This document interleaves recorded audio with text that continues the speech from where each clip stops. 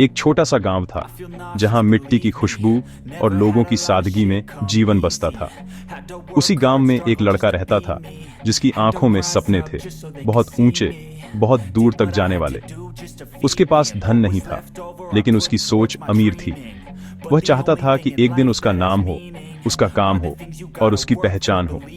उसने अपने गांव को अलविदा कहा और शहर की ओर चल पड़ा। शहर की चकाचौंध ने उसे चौंकाया, लेकिन डराया नहीं। उसने छोटे मोटे काम किए, कभी चाय की दुकान पर, कभी किताबों की दुकान में, कभी किसी गोदाम में। हर काम में उसने कुछ सीखा, कुछ समझा और कुछ जोड़ लिया अपने अनुभवों में। समय बीतता गया और वह लड़का अब एक समझदार युवक बन चुका था। मेहनत ने उसे एक पहचान दी और पहचान ने उसे अवसर दिए। धीरे धीरे उसने व्यापार शुरू किया।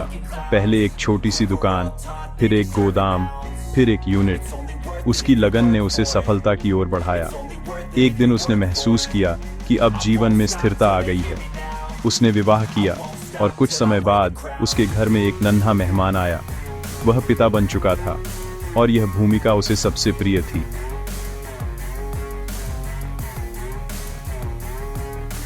वह स्तब्ध रह गया।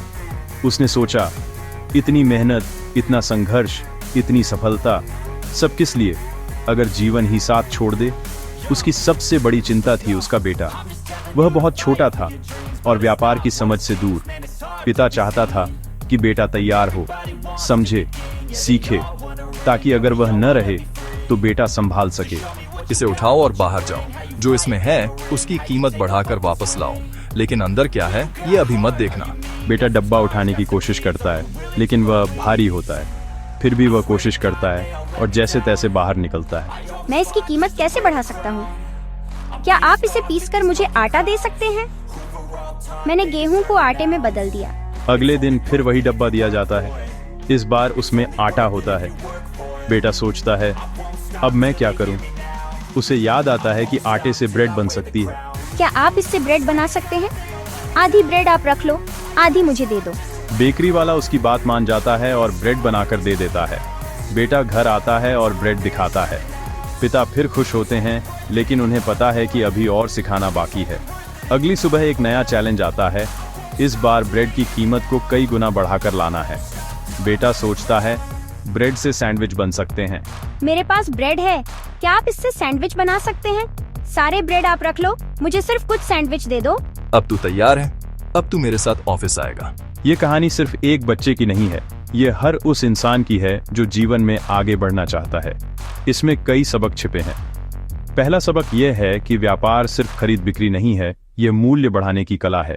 जो चीज पहले साधारण थी, उसे कैसे असाधारण बनाया जाए, यही व्यापार है।